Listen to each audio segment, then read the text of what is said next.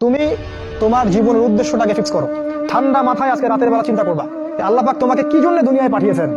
একটু চিন্তা করবা, 1 মিনিট একটু চিন্তা করবা যে তুমি পৃথিবীতে নাই, তুমি পৃথিবীতে নাই, তুমি মারা গেছো। চিন্তা করবা তুমি মারা গেছো। এরপর চিন্তা করবা তুমি যে মারা গেছো পৃথিবীর কারো কোনো সমস্যা হচ্ছে কিনা।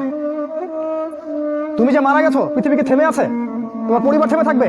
তোমার শিক্ষা, তোমার বন্ধু বান্ধব, তোমার আত্মীয় স্বজন কেউ থেমে থাকবে? কেউ থেমে থাকবে না।